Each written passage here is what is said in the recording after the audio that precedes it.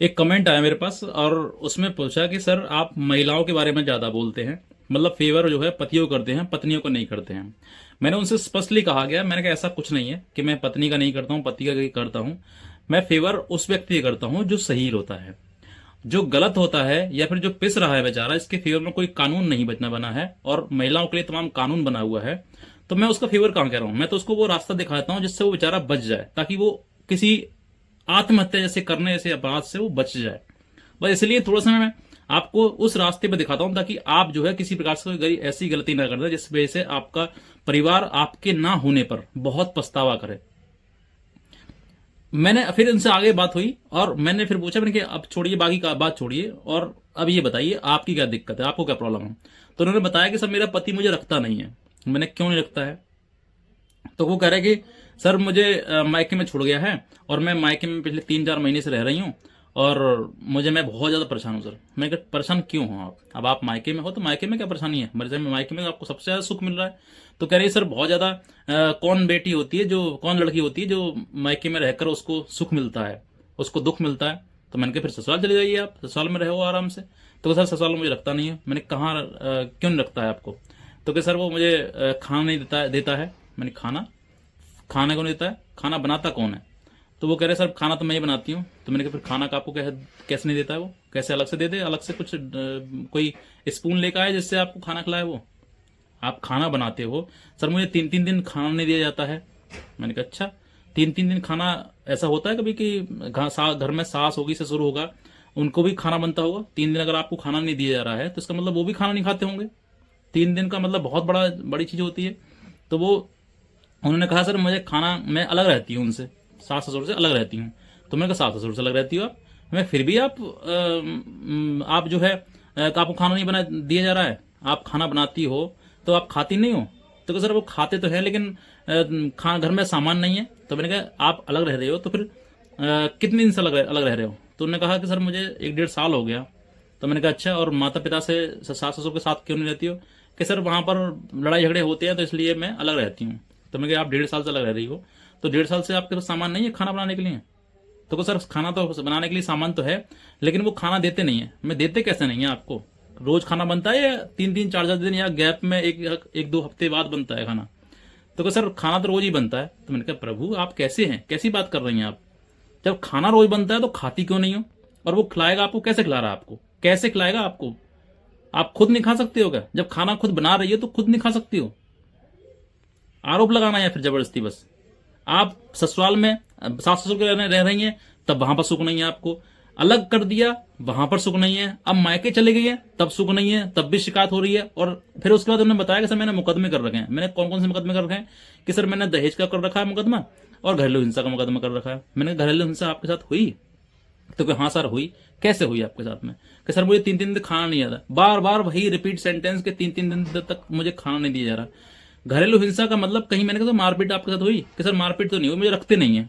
क्यों नहीं रखते हैं आपको, आप सास ससुर के साथ आप नहीं रह पा रही हैं, अकेले आप नहीं रह पा रही हैं, मायके में आप नहीं रह पा रही हैं। तो फिर मैंने कहा सेकंड मैरिज कर लो, दूसरी शादी कर लो, तब भी तुमको नहीं मिल पाया कोई, तब भी कहीं ना कहीं ये कलिष्ठ जरूर रहेगी सास ससुर में। या फिर आप अनाथ बच्चा देखो, अनाथ भी नहीं आपको जा रहा होगा, क्योंकि लड़के ने अलग भी रखने का आपको प्रयास कर लिया है, अलग रह रही हो आप तब भी वहां पर कहीं ना कहीं कलिश हो रही है आपकी। अब आप मायके में आ गई और बराबर से फोन में आवाज आ रही थी कि मम्मी की, तो वो बता किराए पे रहती, किराए पे धीरे से आवाज आ रही थी।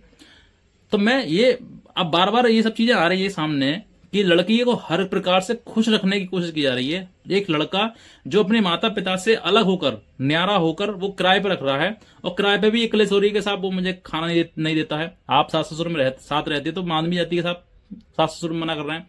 अब लड़का अकेला रख रहा है, उसको सेपरेट रख रहा है, तब भी उसको खाने की दिक्कत आ रही है। अब वो भाग कर माँ के पास पहुंच गई, मम्मी के पास पहुंच गई, अब मम्मी उसे कान भरे जा रही है। मैंने उसको बहुत डांटा कि तुम इस तरह की चीजें जो कर रही हो ना, यही कारण है जिस वजह से आजकल की जो सही महिलाएं हैं, जिनके साथ वाकई कहीं ना कहीं गलत हो जाता है, उनको न्याय नहीं मिल पा रहा है। तुम जैसी झुटेली महिलाओं की वजह से ही ये सिस्टम खराब हो रहा है, और तुम्हारी वजह से ही भीड़ बढ़ रही है कोर्ट में, जो बिना बात के ऐसी कौन सी परेशानी आ रही है जो तुम सास ससुर के साथ नहीं रह पा रही हो। और फिर अब अलग हो गए तो फिर पति के साथ नहीं रह पा रही हो। अब तुम माँ के साथ में रह के वहां पे तुम्हें सुख नहीं है, तो तुम्हें कहां सुख मिलेगा। धरती पे कोई ऐसी जगह है जहां तुम सुख मिल जाएगा। तुम्हें कहीं सुख नहीं मिल पाएगा। तुम आदमी बदल दो, अगर तुम्हें उस आदमी में दिक्कत है ना, तो तुम आदमी बदल दो। आदमी अगर नेक्स्ट आएगा तो वो भी तो अपने माँ बाप के साथ ही रखेगा तुमको। इसने अलग कर दिया, सेपरेट कर दिया, इस लड़के ने अपनी माता पिता सेपरेट हो गया, वो तो चीज ठीक है, उसने कर दिया इतना, वरना वो करता भी नहीं। और फिर उसके बावजूद भी तुमने उसके ऊपर मुकदमे कर दिए, दहेज का मुकदमा कर दिया, घरेलू हिंसा का मुकदमा कर दिया। कहीं ना कहीं तुमने कमी छोड़ी, कानून का पूरा भरसक प्रयास किया, मतलब जितना हो सकता है उतना दुरुपयोग किया तुमने। और उस लड़की ने हर प्रकार से तुम्हारे साथ में बनाने की कोशिश करी, लेकिन तुम फिर भी, अब तुम्हें सुख नहीं है। तुम्हें सुख कहां आ रहा है? यही इसी को बोलते हैं जबरदस्ती कि आ बैल मुझे मार, ऐसी कंडीशन हो जाती है। ऐसी महिलाओं के लिए कहीं सुख नहीं मिलेगा। वो पति बदलती जाएंगे, लेकिन फिर भी कहीं सुख नहीं मिलेगा उनको। जो महिला ये कह रही है कि मुझे रोटी नहीं दी जाती, मुझे खाना नहीं दिया जाता है, तो भाई साहब साधारण सा सवाल है, खाना बनाता कौन है? खाना तुम बनाती है तो देगा कौन? तुम्हें कोई बाहर से देने आएगा खाना? ये सब झूठे आरोप लगाए जाते हैं, ये सब झूठ के वजह से ये प्रताड़ित करने वाली चीजें और कुछ नहीं है। इन सभी चीजों का सिर्फ और सिर्फ जो कानून बनी है ना, उसका बस जाओ थाने में मुकदमा लिखवाया हो, घरेलू हिंसा का मुकदमा एक कोर्ट में डाल दो, और कुछ नहीं है। इसके चीजें, इन चीजों के पीछे सिर्फ एक ही मकसद उद्देश्य नजर आता है कि जैसे महिला कहे बस वैसे ही मान लो, जो वो कहे बस उसी की हाँ में हाँ करो, नहीं तुम्हारे ऊपर मुकदमा आ जाएंगे, तुम्हारे ऊपर प्रताड़ना आ जाएगी और तुम भागते फिरोगे कोर्ट कचहरी, बस, और कुछ नहीं है। इतना दुरुपयोग कर रखा है, इतना मिसयूज कर रखा है कानून का कि बेहद से पार कर दिए। और इसीलिए देखना, एक समय ऐसा आएगा कि कानून में तुम्हारी कोई नहीं सुनेगा। जो महिलाएं जिनके साथ वाकई सही इसमें कहीं ना कहीं गलत होता है, उनकी भी ऐसी गलत महिलाओं की वजह से उनकी कोई सुनता नहीं है। और इसी वजह से ये हो रहा है कि आज के टाइम में कोर्ट में जो है वो तादाद बढ़ रही है, इतनी बढ़ रही है, अति हो रही है कोर्ट में कि भाई हर बात पर, छोटी छोटी बात पे खाना नहीं देता मुझे, कोर्ट चले जाओ, और बात घुमा के आए कि बस मुझे दहेज मांग रहा है।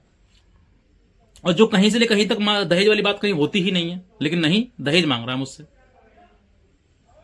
ये सब चीजें एक समय ऐसा आएगा कि सब पलट जाएगा। आज जो इतना दुरुपयोग, इतना अत्याचार पुरुषों के ऊपर किया जा रहा है ना, वो सारा का सारा अत्याचार बराबर हो जाएगा। और जितना कानून महिलाओं के लिए उपयोग किया गया ना, धीरे धीरे उनमें सस्ताई आ जाएगी और सब कुछ समझ में आ जाएगा कि हाँ, ये सब महिलाएं झूठे मुकदमे लगा रही हैं। इसी घटना से आप समझ लीजिए कि एक महिला ये कह रही है कि मुझे मारा पीटा भी नहीं जाता है, मुझे खाना नहीं दिया जाता है। तो खाना, भाई साहब, खाना के वजह से आपने दहेज का मुकदमा लगा दिया, कितनी परेशानी हुई होगी उस परिवार को। इन्होंने जितने भी सास ससुर ननद जेठानी बिठानी सबका नाम लिख दिया होगा, उसमें दहेज मांगते हैं मुझसे। ऐसी महिलाओं की वजह से ही आज के टाइम में सिस्टम जो है वो बेकार हो रखा है। ऐसी महिलाओं की वजह से ही परेशानी आ रही है बस। और पुरुष बेचारा पिस रहा है और आत्महत्या कर रहा है। और इसी वजह से घटना है, यही महिलाएं हैं जो महिलाओं की वजह से पूरा सिस्टम खराब है। अच्छी महिलाओं भी बेचारी इसी लपेटे में आ जाती हैं। सब एक जैसे नहीं होते हैं, ना पति खराब है ना पत्नी हर खराब है। कुछ महिलाएं हैं जिनकी वजह से खराब है और कुछ पति भी हैं जिनकी वजह से चीजें खराब चल रही हैं, वरना बाकी सब कुछ ठीक ठाक है। मैं आपसे यही कहना चाहूंगा, अगर आप परिवार चलाना चाहती हैं तो आप कोर्ट कचहरी की शरण ना जाएं। जितना हो सकता है बर्दाश्त करने की कोशिश करें, घर में रहने की कोशिश करें, घर ना छोड़ें, घर से बाहर न निकलने की ना कोशिश न करें। आप भी सोचेंगे मैं इसको अकल सिखा दूंगी, मैं इसका ठिकाना लगा दूंगी, तो ठिकाने लगाने वाली बात अलग है, लेकिन अगर अकल सिखाने वाली बात है तो मैं कहता हूं अकल तुम भी सीख जाओगी। आधा जीवन तुमको ऐसे ही बीत जाएगा, यहां कोर्ट में, वहां थाने में, वहां कचहरी में। इसलिए कुछ सीखो, परिवार बनाने की सीखो, छोड़ने की नहीं, तोड़ने की नहीं। इतने कह जाऊंगा। नए हैं सब्सक्राइब करिएगा, शेयर जरूर करिएगा इस वीडियो के लिए।